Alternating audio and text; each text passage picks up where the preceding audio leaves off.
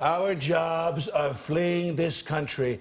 They're going to Mexico. They're going to China.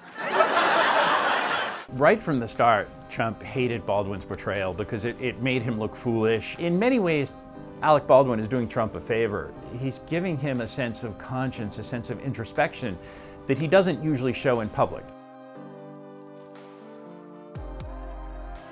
There were many different actors who played Donald Trump at first, but Alec Baldwin, the longtime movie star and turned TV sitcom actor, took over during the debates in 2016. Right after Baldwin took over playing Trump, the soon-to-be president tweeted, "Watch Saturday Night Live hit job on me. Time to retire boring and unfunny show. Alec Baldwin portrayal stinks. Media rigging election!" Exclamation point. Donald Trump is rarely funny. He's a dead serious, deadpan, straight version of himself. The Alec Baldwin portrayal has a kind of self-awareness to it. He's frequently surprised, he's frequently abashed. You never see that in the real Donald Trump. There was an incident where Trump, in a very serious way, invited cameras to witness him having a meeting with football legend Jim Brown and with singer Kanye West, where Kanye West went off on a really strange rant, and Saturday Night Live spoofed the whole event, but in the sort of thought bubble way in which they sort of pretend to be penetrating Trump's consciousness. Why would you build a trap door where you could end up with the Unabomber? Oh, this guy might be cuckoo. I think the signature of Alec Baldwin's portrayal is that big rounded mouth when Trump looks shocked, stupefied by something. Classic example of Trump looking shocked is a sketch in which Trump picks up the phone and there's the real Stormy Daniels playing herself on Saturday Night Live.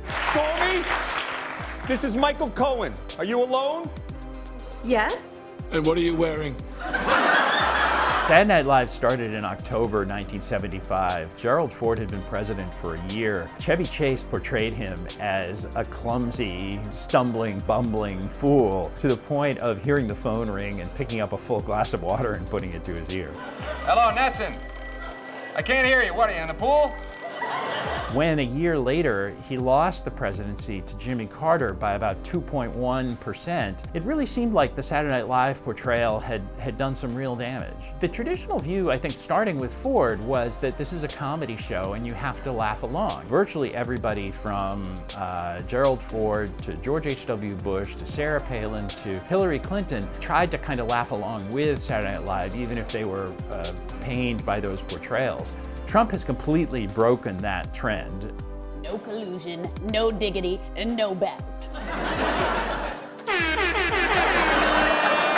In the wake of the Mueller report, people are looking at a series of actions by Trump that could be accidental or they could be deliberate. But when you watch Alec Baldwin's portrayal, this man's not capable of obstructing justice. He's just riffing. Saturday Night Live did a sketch showing the very sort of conditional findings of Mueller and how Barr exaggerated them to make Trump look better. We're going to black out everything except the words no and collusion. I think the key to political impact on Saturday Night Live is, does Saturday Night Live's depiction of somebody reinforce something that's so negative in their character that it becomes alarming to voters? Alec Baldwin is reinforcing a narrative on Donald Trump that he's an undeserving, unexpected, unprepared president, which is not necessarily the most negative narrative about him. The most negative narrative about him is that he knows exactly what he's doing and he's obstructing justice and he's feathering his own nest and he's helping his wealthy friends. That's where Trump's vulnerability is politically, and Saturday Night Live points in completely the opposite direction.